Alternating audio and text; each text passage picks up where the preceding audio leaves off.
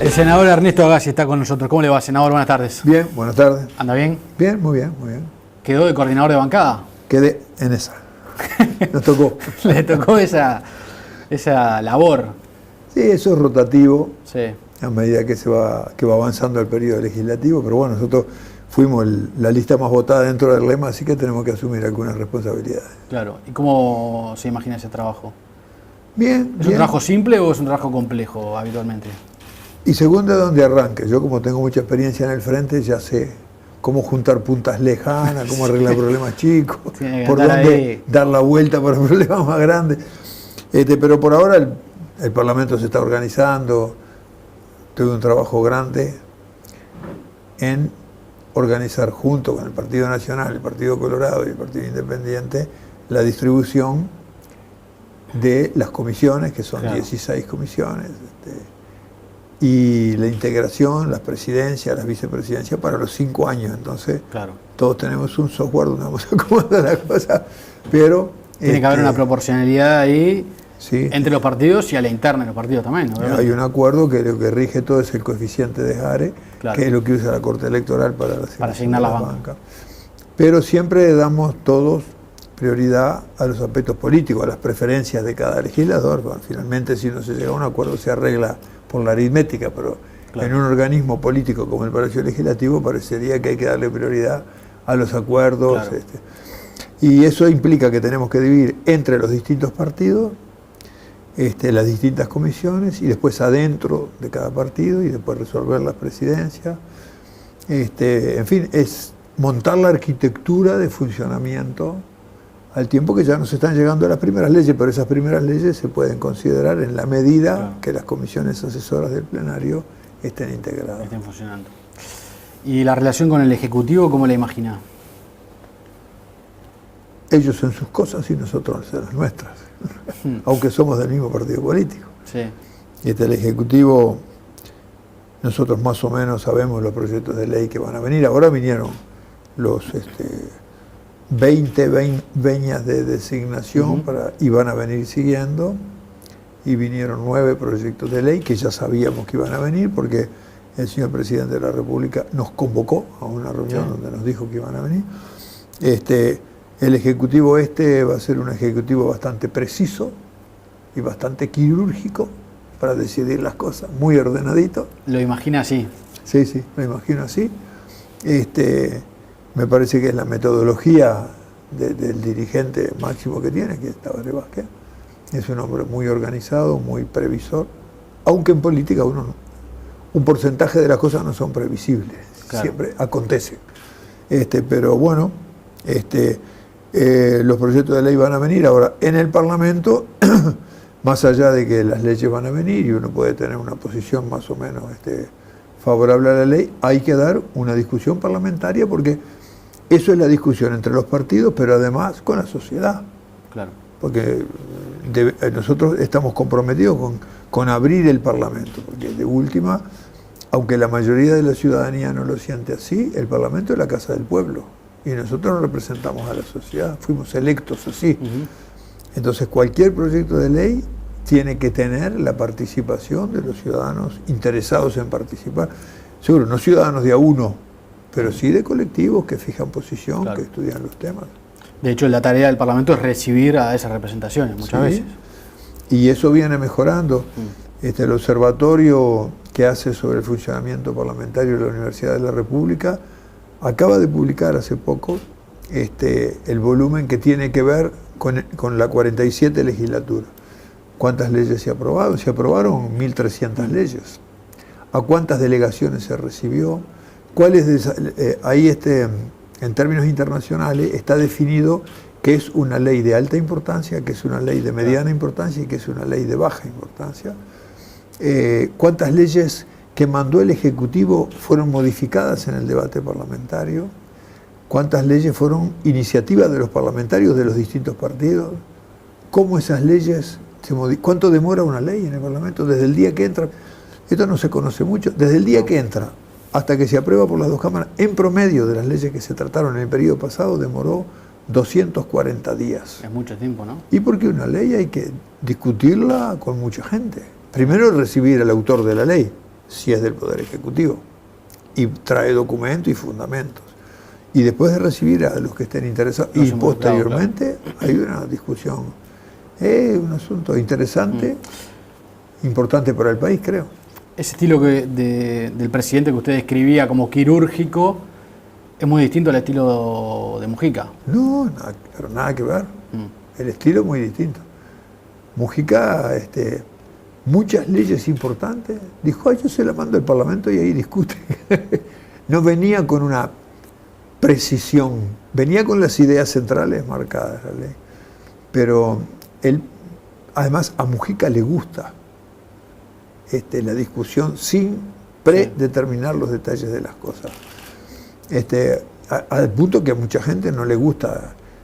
En realidad, un debate absolutamente libre sobre un tema, a algunos nos cae bien, otros se sienten un poco inseguros, claro, porque no están establecidos los límites de antemano. Eso es una cosa humana, en todos los órdenes de la vida. Nosotros tenemos diferencias entre nosotros.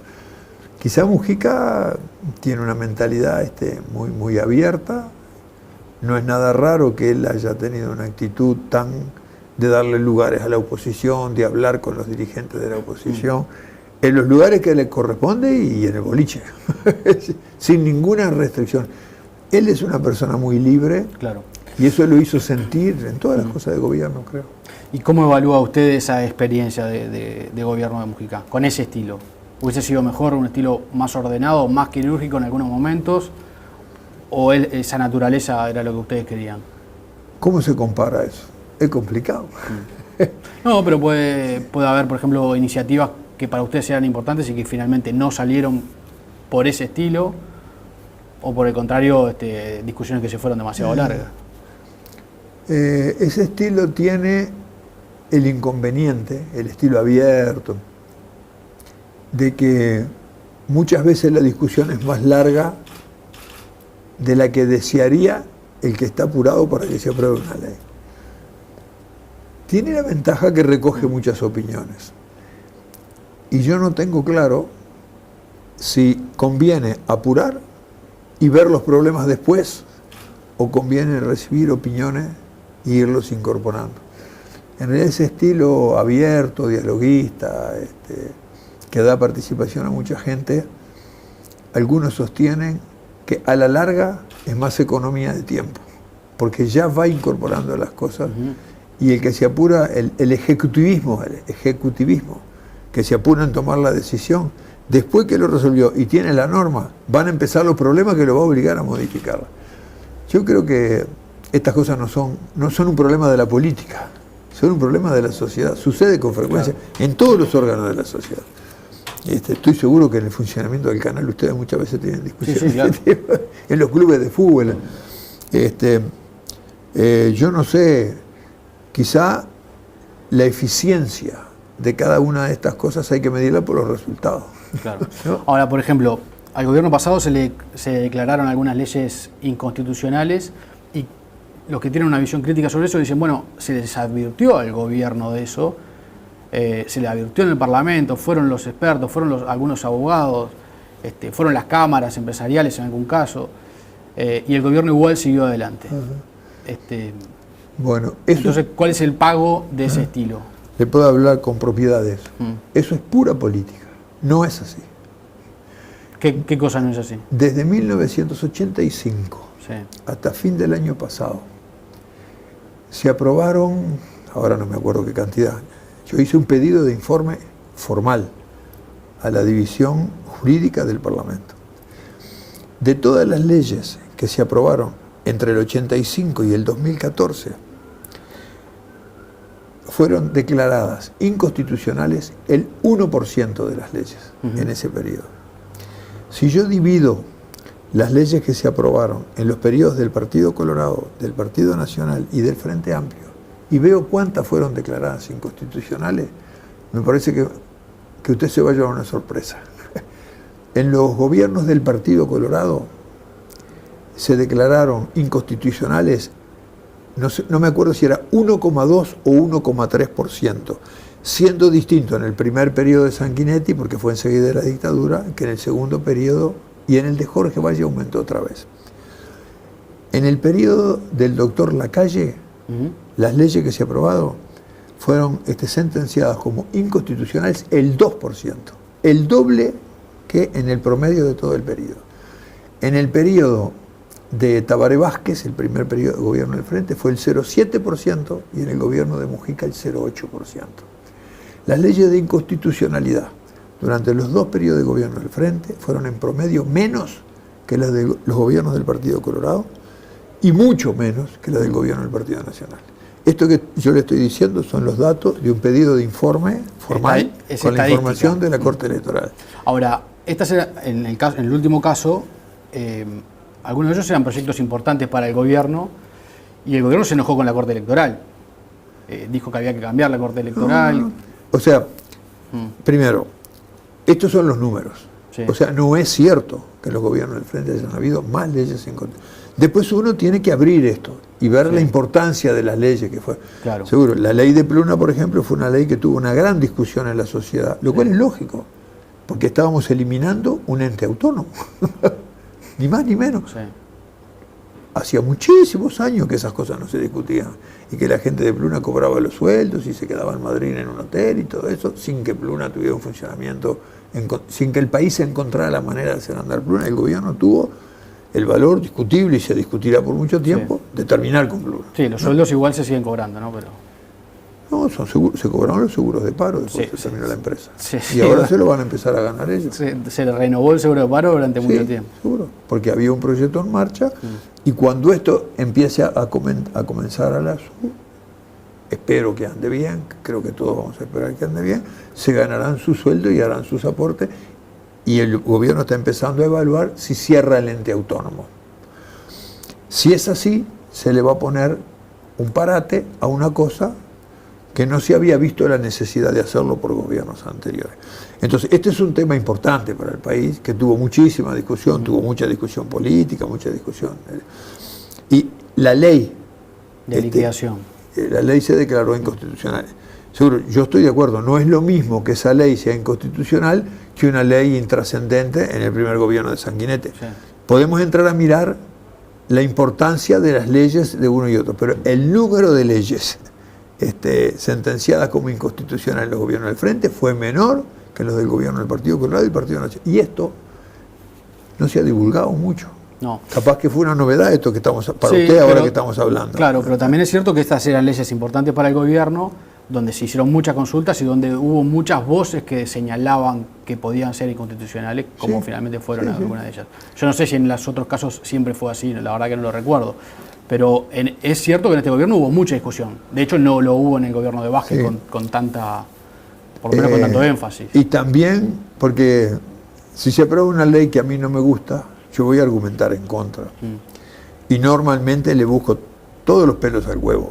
Y al final, los que no están de acuerdo con una ley objetan la constitucionalidad de la ley, aunque con esa constitucionalidad después no pase nada. Con muchas leyes la oposición nos ha amenazado con la inconstitucionalidad y después no pasó nada con la inconstitucionalidad.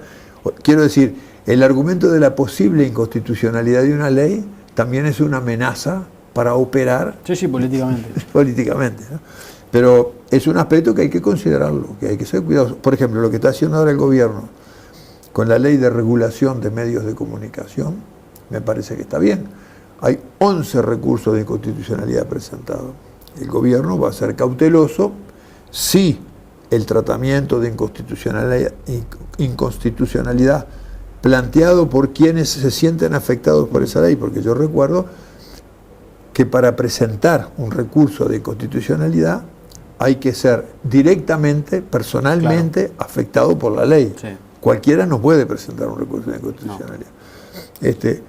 Si la Corte se expide en un plazo razonable, lo que ha dicho el Ejecutivo es que va a esperar que se expida la Corte a los efectos de que si hay alguna consideración jurídica que hacer la ley, se puede hacer antes del decreto reglamentario de la ley. ¿Usted está de acuerdo con ese, ese plazo, digamos? El decreto reglamentario está pronto, está escrito, la ley se sancionó en las cámaras, fue promulgada por el Poder Ejecutivo y el decreto está pronto.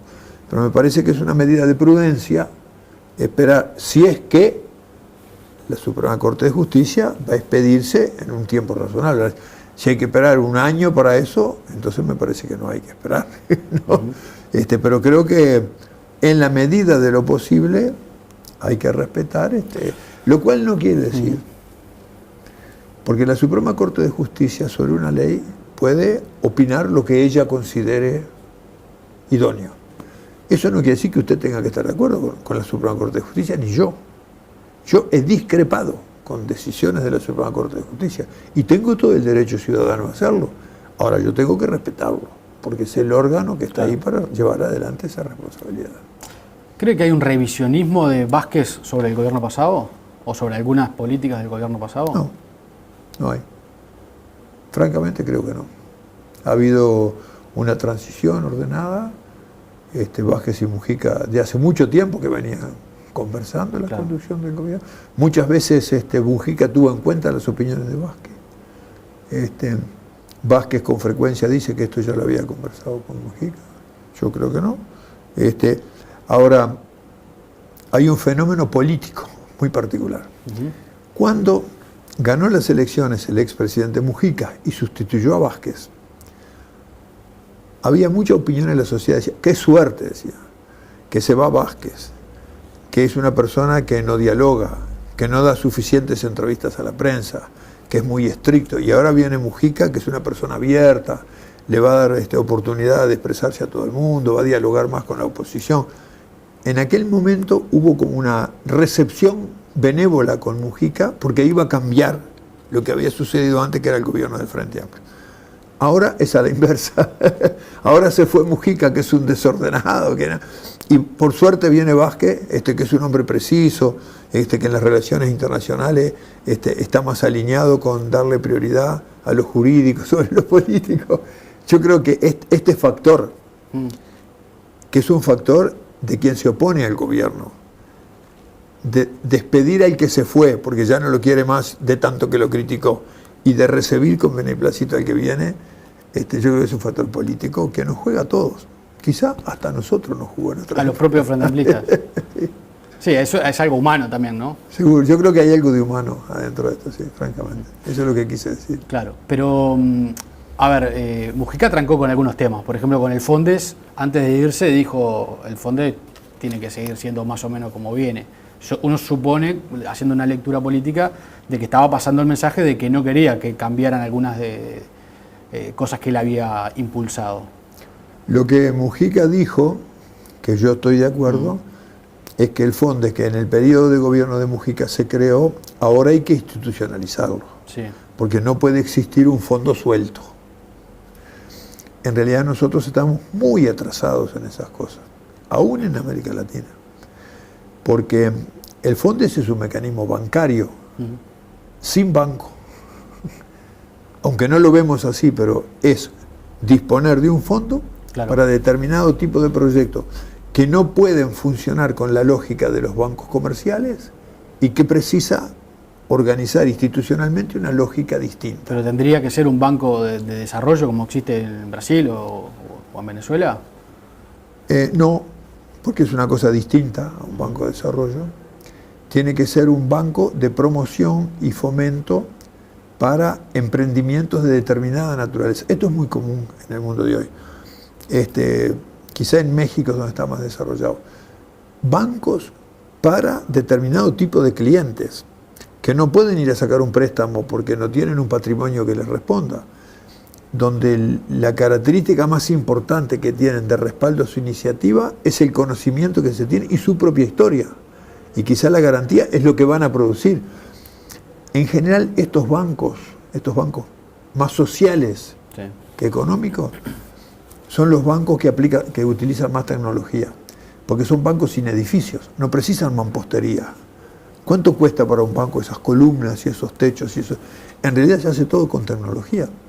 Los bancos de este tipo suelen visitar los clientes que los llaman por celular y arman los proyectos en una forma muy económica y marchan por las redes. No tienen gerentes que salen bastante caros, porque además es un volumen de dinero que circula en estas actividades que no es muy grande y que tiene que ser muy barato.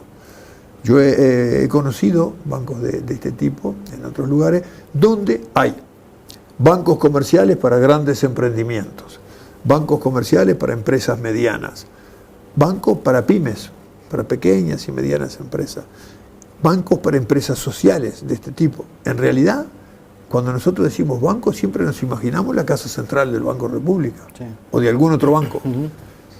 Estamos muy atrasados en esto, porque claro, para nosotros banco es una sola cosa, cuando en realidad son herramientas financieras, cada una de las cuales tiene una institucionalidad diferente. Lo que pasa es que toda esa estructura, que es cierto que es cara y es muy burocrática y implica las columnas y los gerentes y todo, también implica una cantidad de controles que el propio Estado hace sobre los bancos públicos o privados, que en el caso del Fondes no son tan profundos. Es que en realidad deben ser controles pero distintos, porque tienen que ser adaptados a la situación. Si yo tengo una empresa autogestionada por sus propios actores, esa empresa puede tener riesgos, y normalmente tiene riesgos como cualquier empresa. ¿Quién se hace cargo de esos riesgos? Y el suministro de fondos para equipamiento, para el funcionamiento, para lo que quiera, para tecnología, ¿cómo se le da y cuál es la garantía que se tiene de su devolución? Porque en realidad la sociedad tiene que cuidar mucho que cuando asigna fondos para algo no los tira a un agujero. Claro. Es una cosa a la cual todos tenemos derecho de que eso se haga responsablemente. ¿Cómo se mide el riesgo que eso tiene? ¿Y esos controles se están haciendo hoy en el Fondes? Sí, se están haciendo. Sí. Pero hay un riesgo que lo asume el propio fondo.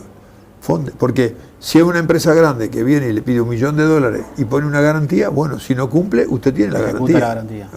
Ahora, si hay 10 trabajadores que ponen una empresa para producir hierbas aromáticas y que no tienen un patrimonio, y usted los quiere que ellos salgan adelante y ayudarlos, en realidad la garantía que tienen es de lo que van a producir. Sí. Y eso tiene un riesgo, el riesgo es chiquitito en relación al del $1 millón, pero ojo, porque el riesgo que tiene es cultural, de que ellos se acostumbren a ser subsidiados sin ser responsables con lo que producen. Y hay que exigir una actitud muy responsable con eso, que es lo que tiene el fondo. Hay otro riesgo, y es que no sea negocio producir hierbas. Si no es negocio, no se le da el préstamo. O sea, no. Y eso el fondo ha rechazado muchos, y algunos quedaron muy malos. Porque hay veces que cierra una empresa y los empleados dicen, bueno, nosotros nos gustaría no perder los puestos de trabajo y seguir con la actividad. Pero a veces la empresa cierra porque la actividad no es rentable, no hay mercado o lo que sea. Quizá el mejor ejemplo de eso es Agolán, ¿qué? Que era propiedad de la Corporación Nacional para el Desarrollo en Juan Lacase. Bueno, Agolán no podía seguir haciendo lo que hacía, y los trabajadores pretendían que la Corporación Nacional para el Desarrollo los siga apoyando como los había apoyado antes. Entonces la corporación decidió, sí, la corporación los apoya, pero con la presentación de un proyecto viable, si no, no los apoya. Hubo una discusión importante porque los trabajadores tenían necesidad de que alguien los apoye. Sí, está bien, se les puede apoyar, pero se les apoya. Sí, ahora se inauguró la empresa que va a hacer cosas distintas a las que hacía antes. O sea, cuando un grupo de personas se queda sin trabajo porque una empresa fue mal manejada o porque cambiaron las ecuaciones económicas, muy bien.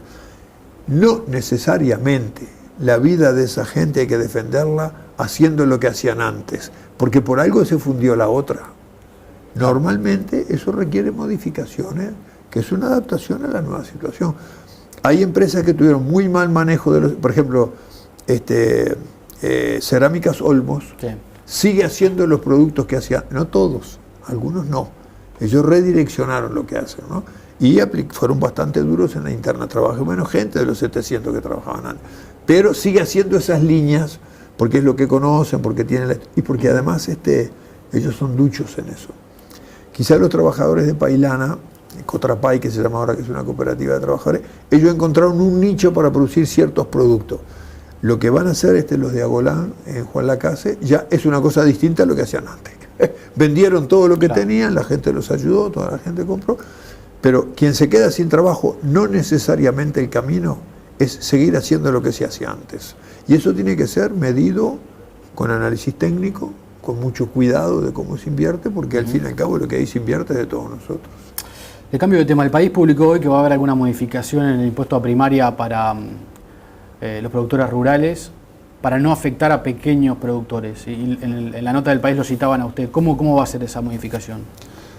En realidad la modificación, este es un mensaje complementario que va a mandar el propio Poder Ejecutivo. La tiene que mandar porque estos aspectos tributarios son potestad exclusiva del Poder Ejecutivo. Yo no la vi todavía. Sé que la ley en consecuencia va a tener dos partes. Una, levantar, digamos, aquella decisión de que no paguen los propietarios de bienes rurales. Que en realidad si uno mira los 29 años de existencia de esta ley, y todo lo que se recaudó, o todo lo que usó primaria con esa recaudación, los propietarios de inmuebles rurales aportaron el 1%. El 90% lo aportaron los propietarios de inmuebles urbanos y suburbanos. Y 9% lo aportó rentas generales, o sea, todos nosotros. La intención del Poder Ejecutivo es aplicar la universalidad de la ley. Ahora tienen que pagar todos los propietarios de predios. Así que una es volver a la situación original, que esta ley era de que paguen todos. El segundo es que esto va a tener una exoneración de determinados tipos de productores. Yo no puedo decirlo con detalle, porque eso está en el mensaje complementario que vino separado de la ley y que nosotros todavía no lo vieron. No lo hemos recibido, no sé si entró ahora de tarde, y seguramente no lo hemos estudiado. Vázquez había dicho que era para los más de 300 hectáreas, productores con más de 300 hectáreas. Lo que pasa es que ahí hay un tema también de cuánto vale el valor del predio de cada productor, me imagino. Sí, yo había oído decir al principio, no sé si usted recuerda, que era menos de 200 hectáreas. Después se dijo menos de 300, a mí no me quedó muy claro. Y yo conozco mucho el sector rural. Y yo sé que hay productores de 100 hectáreas que tienen muchísimo más posibilidad de pagar un impuesto que productores de 700. Claro. Según lo que hagan. Según lo que produzcan, donde estén ubicadas esas 100 hectáreas, qué tipo de tierra sea. Si tenés 100 hectáreas con una inversión, está plantando frutillas o arándano, con una inversión en equipo y no sé cuánto, y otro que tiene 700 hectáreas en el basalto en Salto, no tiene nada que ver. No es un tema de área solamente. No es un tema de área, pero bueno, creo que la intención era exonerar. Pero ese es el argumento principal que tienen las gremiales agropecuarias para oponerse al impuesto. Que les cobren sobre la ganancia y no sobre el área, porque el área... Bueno, este impuesto es un adicional a la contribución inmobiliaria. Sí. La contribución inmobiliaria es un impuesto que existe desde hace muchos años, nunca fue impugnado conceptualmente por ser contribución inmobiliaria. La Constitución permite aplicar un adicional a la contribución inmobiliaria. Le pone límites de que eso no puede ser más que ciertos valores. Creo que porque si no estaría en la cuerda floja todo el impuesto a primaria, también lo que pagan los propietarios de predios urbanos y suburbanos, ¿no? Yo creo que la existencia del impuesto no está en tela de juicio. La existencia del impuesto está en cómo afecta la economía de los propietarios de tierra y que viven de trabajarla. Claro, es un bien productivo, no es una vivienda. Sí, seguro. Ese es el argumento. También es bastante injusto que paguen los propietarios de predios urbanos, así, todo el mundo. ¿Tiene sentido el impuesto a primaria para usted? Usted lo ha criticado en el pasado. Sí, yo lo he criticado. Pero es un impuesto con nombre y apellido, además con una gerencia, con una oficina, con una administración bastante particular. Sí. Yo estoy en contra de todos los impuestos afectados. O sea, con esa manera de ver las cosas, que es un problema, un impuestito. Sí. Otro problema, otro impuestito. Que así era el sistema tributario uruguayo. Claro, y que cuando se impulsó la reforma se dijo... Que la reforma tributaria... Vamos a terminar con este queso gruyère, se decía, lleno de agujeros. Exactamente. ¿No? Esa era la metáfora. Se eliminaron 26 impuestos y quedaron los grandes recaudadores, el IVA, el IMESI, claro, el IRAE y el IRPF. Claro. O sea que esto fue una racionalización del sistema tributario que lo moderniza, porque así es en los lugares donde las cosas se van evolucionando positivamente. Ahora, hubieron una cantidad de impuestos chicos que por las particularidades del impuesto se decidió que sigan existiendo por un tiempo. Así como cuando se reformó el sistema de salud, hubieron algunas particularidades que siguieron funcionando por un tiempo. En general, estas cosas se permiten por un cierto número de años.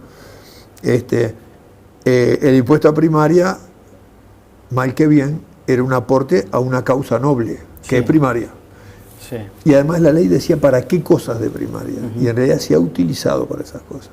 Pero yo no dejo de ver que es un impuesto afectado, que lo recauda un ente que no es un ente recaudador de impuestos, y me parece que en algún momento esto lo vamos a discutir bien, porque es un problema también de mucha sensibilidad.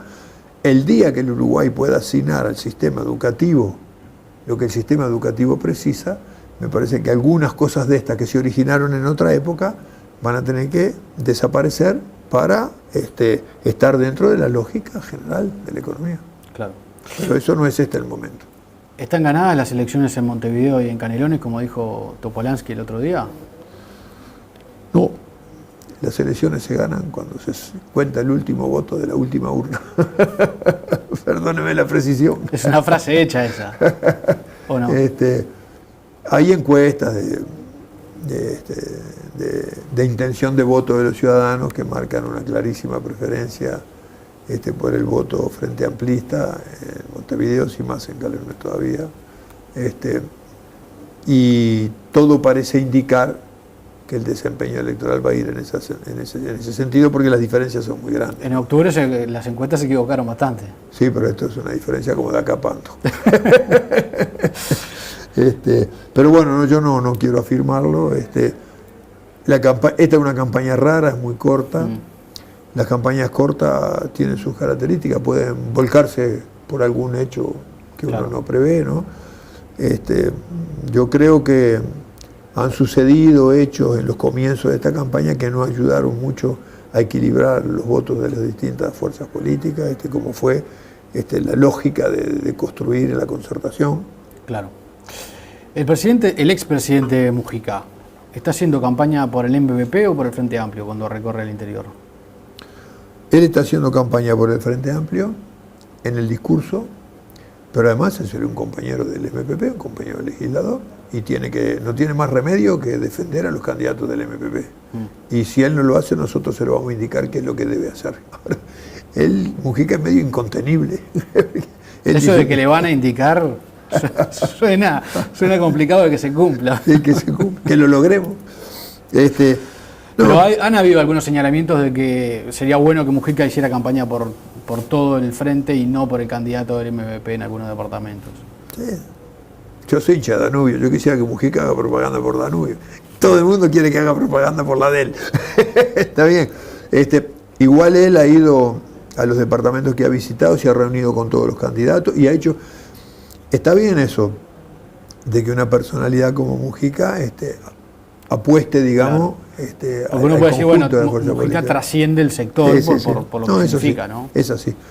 Ahora estuvo en Melo la semana pasada, me decía, yo fui a Río Branco ahora, y los compañeros me decían que toda la gente vio muy bien que él hubiera hecho unas actividades conjuntas con los otros candidatos, con Yelu Pardiña y con Guarino, además de hacerla con Frati, que es el compañero nuestro, de hacerlo con el conjunto del Frente Amplio, sobre todo en departamentos donde la confrontación del Frente Amplio con la oposición es más importante para el Frente Amplio, como puede ser Cerro Largo, como puede ser Paysandú, como puede ser Florida. Claro. Ahí seguramente que va a ser cosa más frente amplista.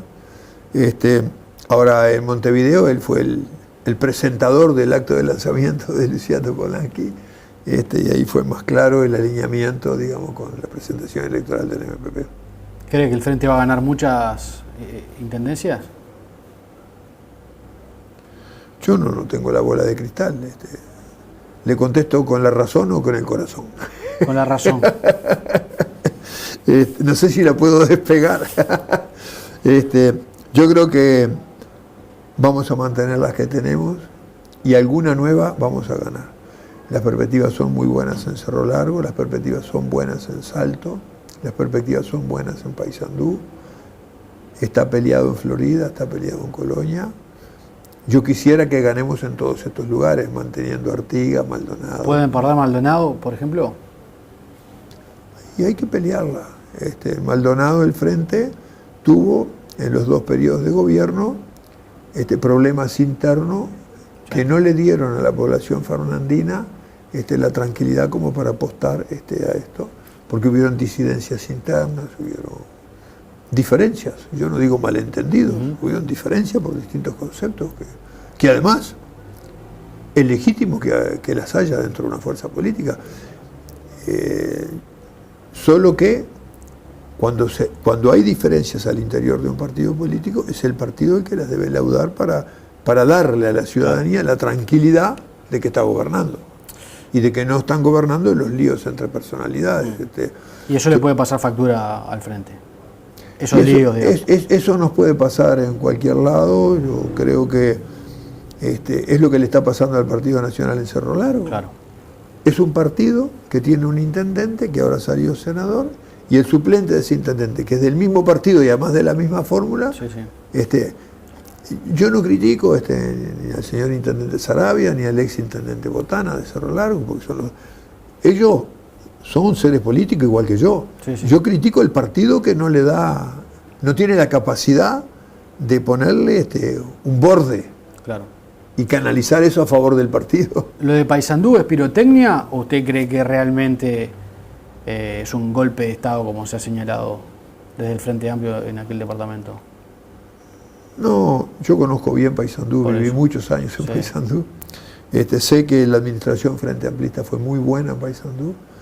Nosotros cometimos errores, somos autocríticos en las elecciones pasadas en Paysandú, porque partíamos de la base de que estaba todo ganado. Claro. Y entonces podíamos presentar candidaturas diciendo cualquier cosa. Y nos dimos una imagen seria frente a la población. Y además hubieron movidas internas, ya empezó a notarse en Paysandú el trasiego de votos, y por pocos votos nos ganó Ventos. Yo creo que Paysandú es un departamento muy maduro, es un departamento que tiene una estructura social completa, Sí. ¿no? Hay trabajadores, hay empresarios, hay una experiencia de construcción social, tiene mucha agremiación de los empresarios, de los trabajadores, de los docentes. Eso es una sociedad con mucho diálogo interno. El Frente hizo un buen gobierno en la intendencia de Julio Pinto. Ahora tiene candidaturas que entendieron lo que nos pasó en el periodo pasado y están tomando esta campaña de otra manera. Y creo que el Partido Nacional se debilitó mucho. Se debilitó con algunos incidentes que todos recordábamos que pasaron hace tiempo. Yo me recuerdo siempre de todos los eventos vinculados a la casita del parque y todas aquellas cosas que son de corrupción directamente con el director general de la Intendencia preso. Creo que esto que está pasando ahora es porque, con el mayor de los respetos, ¿no? La administración del Partido Nacional se resiste a que se muestre qué fue lo que pasó, que muestre cristalinamente qué pasó con la administración de los recursos. Yo acabo de leer ahora el informe del Tribunal de Cuentas sobre la Semana de la Cerveza del 2013. Y me parece que decretar un receso de la Junta, esto no tiene antecedentes, que ya tuvo receso hasta el 15 de enero, para que no se traten los informes del Tribunal de Cuentas, francamente, me parece que le está saliendo más negativo al Partido Nacional que positivo, porque está como escondiendo lo que no quiere mostrar. Creo que tiene motivos electorales, por lo menos los nacionalistas dicen que se decreta un receso porque vienen las elecciones. Ya de hecho la causa que están dando es electoral. Hay que trabajar para las elecciones, ese es el argumento. Esto no pasa nunca. Pero yo no le asigno más importancia que la que tiene, es esconder una información nomás. Me parece que le va a salir mal, porque todavía la gente se va a imaginar cosas peores de las que realmente son. Claro. Senador, le agradezco mucho por haber venido. No, por favor, ha sido un gusto. Muy amable, muchas gracias.